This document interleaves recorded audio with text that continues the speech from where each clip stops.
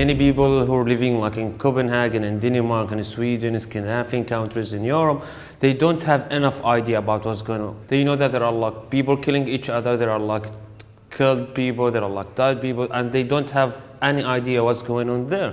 So we hope that with this movie we will be able to make a change. في تهديد حاليا ضدي موجود على وسائل التواصل الاجتماعي على قناة تابعة لداعش بس دائما احنا نقول بالرقاوي الموت هي موت. Journalistikken er i den grad kommet under beskydning de seneste år, men vi har mere brug for den end nogensinde, her i en tid, hvor løgn og spin er blevet hverdagskost, både i medierne og i samfundet. Dokumentaren City of Ghosts har biografpremiere denne uge, og den stiller skarpt nogle af journalistikkens største helte, nemlig medlemmerne af den syriske organisation RBSS, Raqqa is being slaughtered silently. RBSS har journalister både i og uden for Syrien, som dagligt sætter deres liv på spil for at vriste sandheden fri af ISIS jerngreb.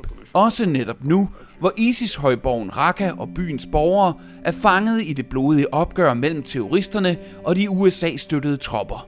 City of Ghosts er en på en gang inspirerende, rystende og rørende cadeau til journalisterne, som vi kommer helt tæt på, og vi får et hjerteskærende indblik i reporternes hektiske og udmarvende hverdag. Dokumentaren vandt fuldt fortjent publikumsprisen under årets Copenhagen DOX-filmfestival, og under festivalen var vi så heldige at møde filmens amerikanske instruktør, Matthew Heineman, samt 2 af RBSS journalister, Abdalaziz Alhamza og Hussam, hvis efternavn er hemmeligholdt af sikkerhedsmæssige årsager. ISIS har nemlig begge mænd og deres kollegaer i sigtekornet, og mange af deres venner og familiemedlemmer er allerede blevet dræbt, så diskretion er alfa og omega. Matthew Heineman er desuden selv en dristig fortæller. Sidste år blev han Oscar-nomineret for sin blændende dokumentar Cartel Land, som omhandler krigen mellem kartellerne, borgerne og regeringskræfterne i Mexico, og hvor instruktøren ofte selv endte midt i krydsilden. Den 33-årige instruktør ved altså, hvad det vil sige at risikere liv og lemmer for at få den vigtige sandhed afdækket, og derfor kommer det bestemt ikke som nogen overraskelse, at hans nyeste film netop omhandler Raqqa is being slaughtered silently.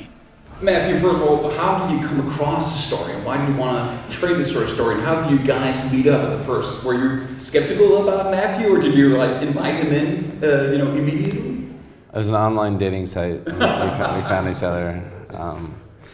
So I was traveling around the world with my last film, Cartel Land, and ISIS was sort of becoming front page news, and I started reading sort of obsessively about what was happening, trying to understand this phenomenon, and also trying to see if there's a way to tell a story in the documentary form. And then sort of I went down one path that didn't really work, and then read this piece in the New Yorker by David Remnick about the group, and just right when I read it, I knew that this was an incredible angle into the story, and really heroic story of these friends and citizen journalists who came together to expose what ISIS was doing in their hometown. And so I reached out to them. We met up, and then I asked them if I could follow them, and they said they wanted to think about it. And I think a couple of days later, maybe a week later, they called me back and said, let's do it. So. But you have such intimacy in your films with your subjects. You get so close to them. It feels like you're invisible. Did you guys have that intimacy from the start? Did you feel like you became like a fly on the wall, so to speak? I sort of hate the term fly on the wall because it implies like this passive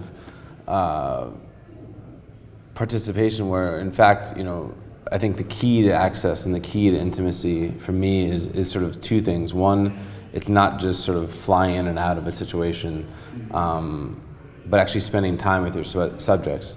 I spent almost 9 months with these guys, many different shoots, very long days. So we really grew to know each other, and so I think that's key. And then also just having a relationship that allows them to be themselves, and that trust is so key. We started to act normally, to talk, to work, and there was kind of trust between each of us. So that helped us like a lot. So we were talking like briefly, and then we agreed about something before the editing. Okay, we'll do everything, but okay, we don't want to show like some specific thing for like security reason. And he was like super helpful, and it worked well. مراسل منطقة الرقة.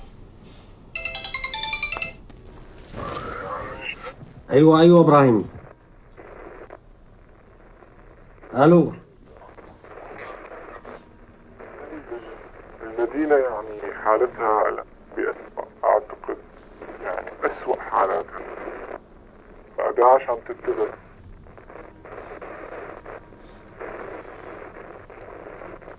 إبراهيم.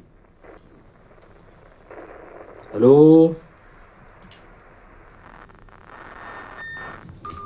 But I'm so interested in that mindset as a reporter, where you're doing reporting, where you're actually putting your life on the line. I mean, which this movie is definitely about. You also do that in several sequences in Cartel Land. Of course, you really come into some harrowing situations, definitely as well. Is that a certain transition that comes for you guys when you feel like, I have to put my life on the line here. I have to really risk everything to get these reports out and to delve into these stories. How do you get yourself to that point? For me, you know, the danger in this film is obviously much different, and the real danger is for them, is for the guys in Raqqa being slaughtered silently, and they've suffered a ton for what they've done, for standing up to ISIS, for showing what ISIS is doing. And so for me, you know, this film is sort of a bit of a celebration of journalism, about the importance of journalism, the importance of truth, especially at a time when truth and facts are under fire.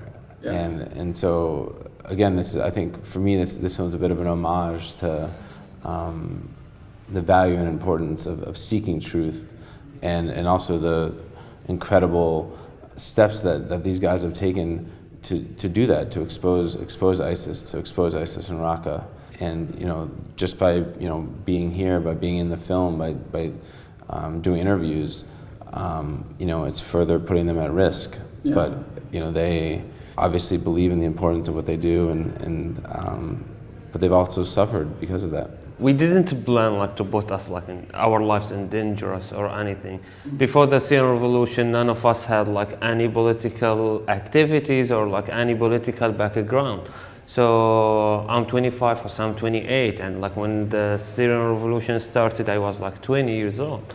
And then like both of us, we started to be like part of the revolution. We joined the demonstrations. And then, like when we saw how the Syrian regime act, like the Syrian regime media, so they didn't do anything. They didn't talk about the demonstrations. So we decided to be the reporter, like to show the truth. That thing was before ISIS, and it developed like step by step. We didn't know that ISIS will come, or Al-Qaeda will come, or all these groups, or these countries. And we ended up like with ISIS in our doorsteps, and like then we decided that we'll complete our work against the regime, but now against the regime and ISIS. Some of us were forced to leave, and then we established our organization, Raqqa being sought silently. And then we didn't know that like all these risks or like these dangerous will be later on. And then we started like to lose colleagues, family members, and we knew that our work is important because like we are targeted. We've lost many friends and colleagues, and we're completing this work honoring like for them because they gave their lives to this work, and it's super important like to show the truth, like because if we will not do it, no one from like the outside will come and do what we've done. But like you delve into the movie, of course, this problem is going to persist because there's the indoctrination, of course. So you will still have the problem, even if ISIS is someday, destroyed. So do you think like the battle for truth, for journalism, that's like the primary weapon, to succeed again, in this war against ISIS, against the misuse of the truth, against the spreading of lies? Is that like the front line? Yes, for sure. Like our main mission is not to fight ISIS as a group or members. For us, we're not we're like against the weapons as a solution. So we didn't find any way to fight ISIS, only to do it online. So we started to use one of the same tools ISIS is using now, like the internet or like the online world. So we started our work online, and we believe that ISIS is idea, and the problem is not ISIS as a group, the problem is ISIS as ideology, because we do believe that ISIS will be defeated like in a month, a year, whatever, but the thing, their ideology will stay there. So we're trying to fight this ideology, not to have a new generation of ISIS after 10 or 20 years. The journalism is important to fight these groups, because we as a group, we use the idea to fight the idea. So because of that, we didn't believe in weapons. Because of that, we try to aware of people, not only inside Syria, outside Syria, in Europe, because it is so important to let people know what's happening. I mean, the reality, what's happening in Raqqa, because ISIS shut down everything in Raqqa. They cut the internet, they cut everything. They put the people inside a big hole to let them join them, to let them believe in ISIS ideology. Specifically the children, 12, 11 years old, they training in a camp. So this is how ISIS trying to push people, to push those children to join them, to make terrorist things, to bombing themselves outside or inside. So with the movie, we're trying like to aware the people about what's going on there, and that there are like civilians who are living there and they've suffered. There are like people who are standing against ISIS. So it was like an important tool, like to aware the civilians and like to aware the other people who are like stuck with ISIS ideology. ISIS ideology is like not only in Syria and Iraq, like we've seen like many attacks all over the world. So maybe that will help like many people who believe in ISIS or like ISIS ideology to see the other part of what's going on there. So to see that there are like people are suffering, there are like people who are resisting ISIS. So with all that thing, we hope that we will able to make a change, and like maybe some people will watch it and they will do like an action. Maybe some governments will the movie will reach out like some governments and they will do an action. So we hope that with this movie we will be able to make a change. But then, Matthew, because like you said before that the notion of the truth is really under fire at the moment, and journalism, of course. So how do you, as an outsider, see the microcosm of Syria? How do you perspective that the battle for truth there to the overarching battle for the truth that's going on, you know, in the world at the moment? I mean, part of what fascinates me in making films like this is it's putting audience members into this world that they might not otherwise get to see, meet people that they might not otherwise get to meet. And so I think for me, this issue of what's happening in Syria, we've seen a lot of carnage, we've seen a lot of dead bodies, we've seen a lot of rubble, we've seen a lot of ISIS videos and people in orange suits. But what we haven't seen is the people and really met the people who live there, who've been there, who have suffered there, and especially what it's like to live under the caliphate, to live within the capital of ISIS in Raqqa. And so I think for me that was one of my goals in this film, is to again give you a front seat to this journey of what these guys are doing. Foreign bureaus are shrinking, and there's less and less money in investigative journalism. We're sort of relying more and more on citizen journalists. Anyone with a phone can tell a story and expose something. And so I think it's really amazing what these guys have done with no training, no formal training. They were all studying to become doctors and lawyers and scientists. They didn't grow up wanting to be journalists, but they were forced to. One interesting thing that I hope people take away from the film is, also, what would you do in that situation? If you're living in Raqqa would you have the wherewithal to do what they did? Would you stand up and grab a camera and expose this? You know, what are, again, trying to put people in their shoes and make them make their decisions, and you know, it's not easy. And again, they made these decisions not only to expose, but also now to go around the world talking about what they've done and further exposing themselves. So, you know, these are all, I think, very important ideas to talk about and to think about. أتمنى إنه نعيش بحياة أحسن من حياتنا اللي عشناها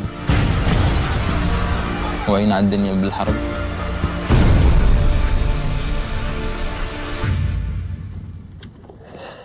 Either we will win or they will kill all of us.